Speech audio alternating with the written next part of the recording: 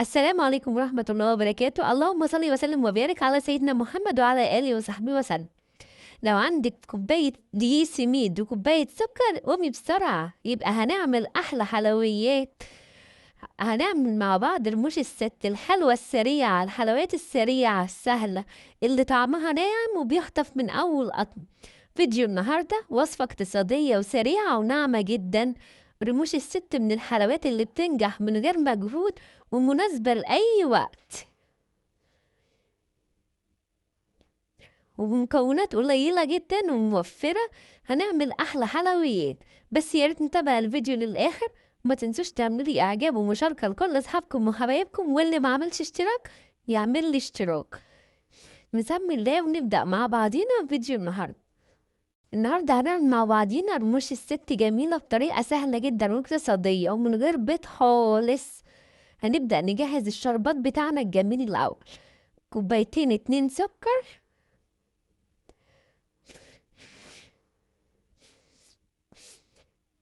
ونحط عليهم كوباية ونص مية بنفس مقدار الكوباية. ما نغيرش الكوباية عشان الشربات بتاعنا يطلع حلو وكويس. كوبايتين سكر عليهم كوباية ونص مية، ونحط عليهم بقى. طبعا انتوا عارفين الشربات النهاردة احنا عاوزينه بارق تقيل ودافي. هنحط عشان نخليه تقيل كده هنحط معلقة عسل جلوكوز كبيرة. عسل الجلوكوز ده موجود في عند أي سوبر ماركت أو عند أي عطار.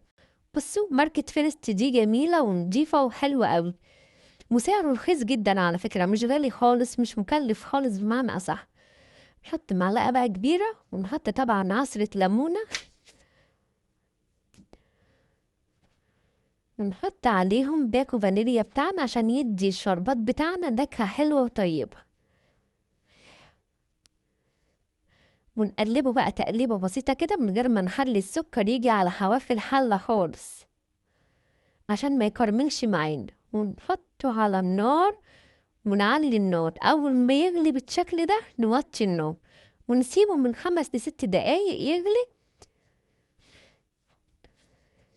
هو انتوا عارفين ان عسل الجلوكوز بيساعد على تسوية الشربات بسرعة، وبيخليه يتقل بسرعة ويبقى جميل.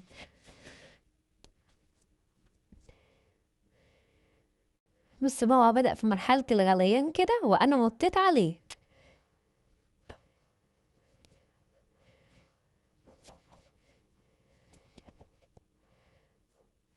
بص بقى شكله بقى جميل ازاي بعد ما بدأ يستوي. أنا كده بقى هطفي عليه خالص واسيبه يبرد معانا شوية، وهبدأ بقى أشتغل في الرموش الست بتاعتنا الجميلة.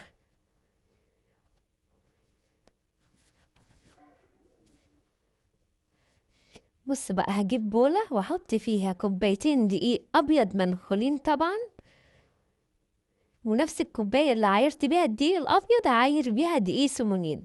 كوبايتين الدقيق دول هحط عليهم كوبايتين دقيق سمولينا. دي اللي هو بتاع البسبوسة العادي بيتباع سايب برضه عند أي عطار، بس تضمني ان انتي جايبة من مكان كويس يكون ريحته حلوة. ودول هحط عليهم كوباية صغيرة جوز هند مبشور، ومعلقة بيكنج باودر. جوز الهند دي اختياري مش إجباري، وذرة ملح صغيرة. طبعا انتوا عارفين بدل ما هنعمل أي حاجة بدقيق يبقى لازم ذرة الملح بتاعتنا. جوز الهند دي لو عايزين تستغنوا عنها براحتكم، بس هي بتخلي رموش الست بتاعتنا ريحتها جميلة. في بولة بقى تانية بقى أنا كده خلصت المكونات الجافة. أبدأ أعمل المكونات السايلة عبارة عن إيه؟ كوباية لبن عن كوباية سكر وكوباية سمنة أنا مسيحاها، وأقلبهم بقى كويس كده تقليبة حلوة لحد ما يدوني اللون الكريمي الفاتح بتاعنا ده. أقلب فيهم جامد بالمضرب كده، أضربهم ضربة حلوة لحد بصوا أنا عايزة بص اللون بدأ يغير إزاي. أنا عايزاه يديني لون كريمي فاتح كده. بحس ان هما المكون بتاعنا بدأ مزيجه يتقل ويبقى القوام بتاعه تقيل شوية. بصوا هو بدأ يتقل في ايدي كده تحت ايديا بدأ يتقل، بس مش هبطل برضو ضرب. كده انا خلاص ضربته. انزل بقى بالمكونات الجافة بتاعتنا، الدقيق الابيض ودقيق السمولينا ووسط الهند ومعلقة البيكنج باودر وذرة الملح، واقلب بقى تقليبة حلوة كده، اقلبهم في بعض مش اعجنهم، تقليب بس.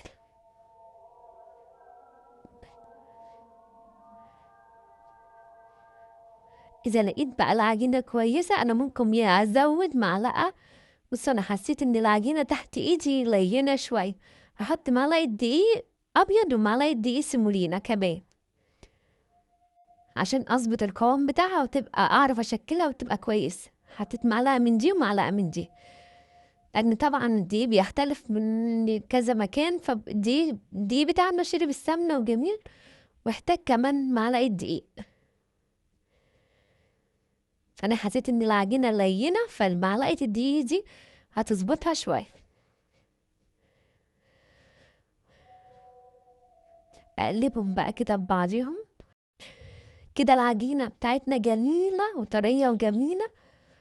وكده بقى نبدأ نشكل فيها، نظبط بقى العجينة كده، هي ولا بتحتاج ترتاح ولا أي حاجة، هنشتغل فيها على طول. بص بقى أجيب صاج وأدهنه سمنة، وأبدأ بقى أعمل أشكل الرموش معانا. أخد قطعة كده صغيرة وأشكلها كده على هيئة صباع، وأقوم متكية من الطرفين اللي فوق واللي تحت أعملها زي رمش العين كده، عشان كده اسمها رموش الست، عشان بتبقى بنفس الشكل ده. بصوا بنفس الشكل كده. أكرر بقى الكمية الطريقة كده، اخد نفس حجم العجينة. انا من غير ما بوزن ولا حاجة، انا ببقى عارفة مقدار ايدي ايه في العجينة، باخد حجم العجينة هي. بص جميلة ازاي، بجد الشكل جميل، ولما بتستوي بتبقى شكلها جميل بجد. رموش الست دي بقى من الحلويات الجميلة السريعة، اللي مش بيبقى فيها لا غلبة ولا دوشة خالص، بتبقى جميلة بجد. وبتنفع بقى لو للعزومات، حلويات سريعة كده بسرعة، جالك ضيوف فجأة تقومي تعمليها في 10 دقايق هتخلصيها، واقتصادية جدا وطعمها فاخر بجد، بتتعمل في دقايق خالص وموفرة، ما بتحتاجش أي طلبات كتير، وطلباتها كلها بتبقى موجودة عندك في البيت.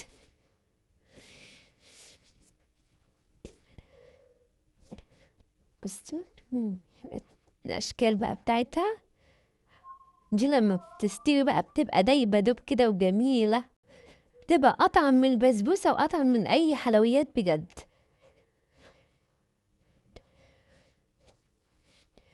أكرر بقى نفس العملية كده، أحط قطعة العجينة وأعملها على هيئة صباع كده، واتكي عليها من فوق ومن تحت شوية، أسحبها كده لجوه من فوق ومن تحت.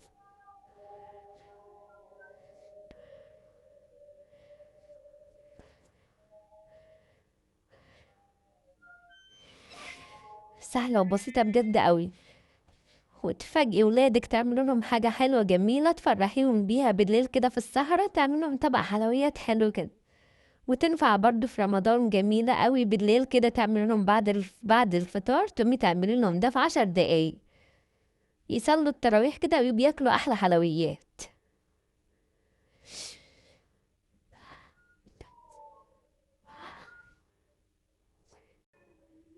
سهلة بقى في عمايلها خالص، وسهلة برضو في التشكيل بتاعها، سهلة بجد، أو متاخدش وقت خالص ولا مجهود. أنا هكمل بقى باقي الصوب كده هوريهولكوا بعد ما خلصته. بصوا بنفس الشكل ده، بصوا بسم الله ما شاء الله، عملت الصوب كله مليته، وكمية ربنا مبارك فيها ومزايد فيه في حجمها جامد بجد، اللهم بارك. الصينية ما شاء الله الكمية ربنا مبارك فيها أوي. بص الشكل بتاعها جميل ازاي، والصوابع بتاعها كلها شكل واحد وشكلها جميل. انا موسعة بين كل صباع وصباع عشان هي بتفرش شوية. بص بقى انا هعمل دي مدورة كده، بتبقى جميلة قوي، بتبقى بجد جميلة، بنفس العجينة دي بتبقى جميلة، تعملوها داير كورة كده وتبططوها تبطيطة بسيطة، بتبقى جميلة.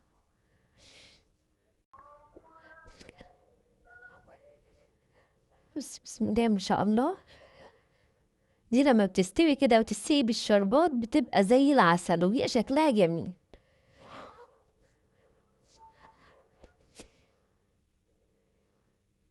وسهلة بقى جامد في عملها ازاي، في ثواني بعمل. برضو توسعوا بين الواحدة وواحدة عشان برضو هي بتفرش شوية.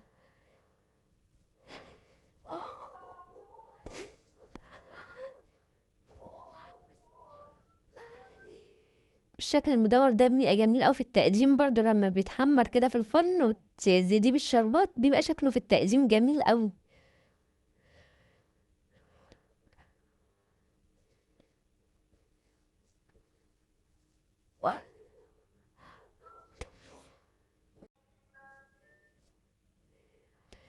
بسم الله ما شاء الله، كمية جميلة كتيرة. من كوبايتين دقيق وكوبايتين دقيق سمولينا عملنا كمية حلويات جميلة. دي انتي لو بتجيبيها من برا والله ولا 2 كيلو. بصوا والبولة لسه فيها ما شاء الله، يعني الصاج ده هيتملي وهيفيد كمان.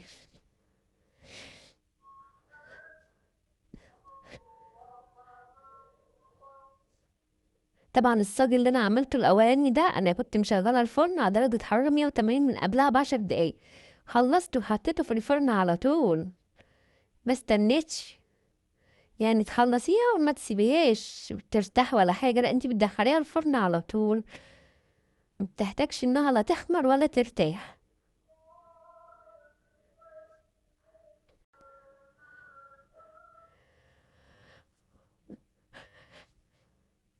بصوا بسم الله ما شاء الله الصاج اتملى وبقى جميل ازاي، اللهم بارك، بسم الله بسم الله ما شاء الله زي الفل. بجد الصاج شكله جميل.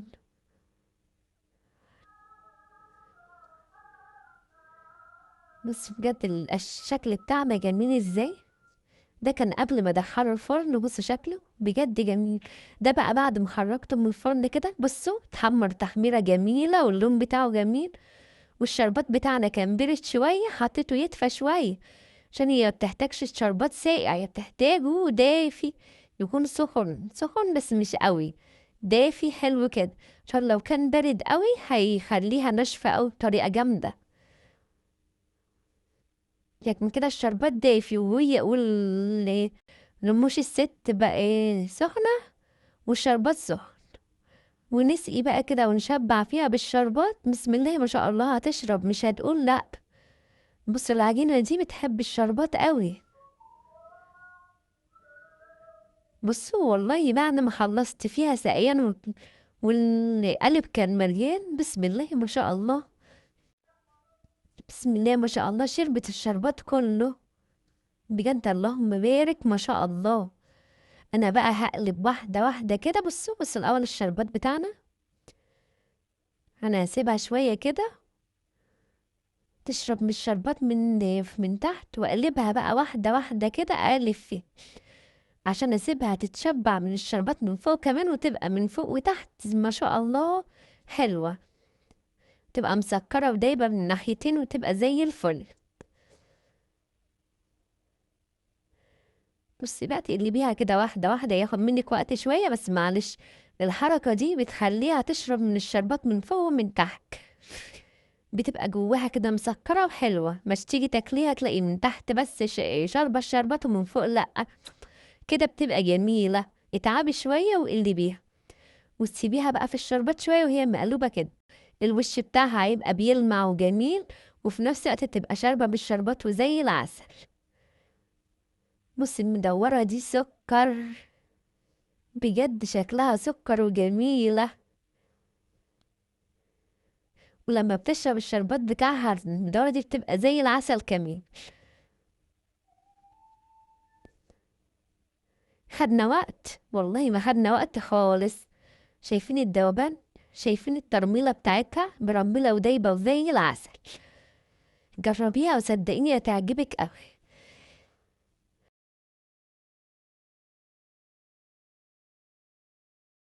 بسم الله ما شاء الله. بصوا بقى انا طلعتها كده من الشربات ورصيتها في طبق التقديم بتاعنا. بسم الله ما شاء الله كمية عاملة لي قد ايه، اللهم بارك، ربنا مبارك فيها على الآخر.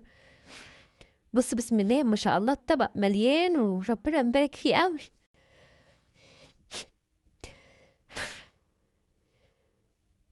عندي بقى شوية سوداني كده ايه، دقتهم كده بإيد الهون أو في الخلاط زي ما انت عاوز، أو في الكبة وزينتي بيهم كده. ما عندكيش سوداني، عندك جوزة هند حطي، ما عندكيش ده سيبيها كده.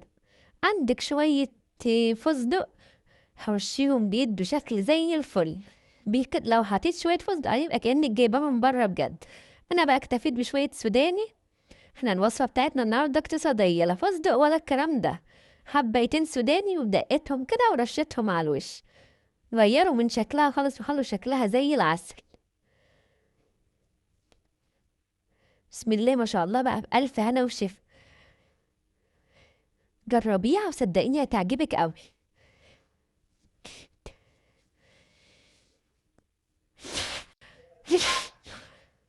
بسم الله ما شاء الله، جميلة جميلة جميلة. والصباع ما شاء الله زي الفل. أحلى رموش ست هتاكلوها في حياتكم بجد. بألف هنا وشفا، وربنا يحسن ما بين ايديكم يا رب يا حبايب قلبي. بصوا الألوان بتاعتها جميلة جميلة واقتصادية ولذيذة، مش مكلفة خالص بجد. وبكده نكون خلصنا فيديو النهاردة. أتمنى يكون الفيديو نال إعجابكم. لو عجبكم الفيديو يا ريت ما تنسوش اللايك والشير وتعليقاتكم الجميلة اللي بتفرحني دايما. لو لسه أول مرة تشوفوا قناتي أتمنى الاشتراك في القناة وتفعيل زر الجرس على الكل عشان يوصل لكم كل جديد. استنونا إن شاء الله في وصفات تانية كتيرة سهلة وبسيطة وممتعة. دمتم بخير وبحفظ من الرحمن. السلام عليكم ورحمة الله وبركاته.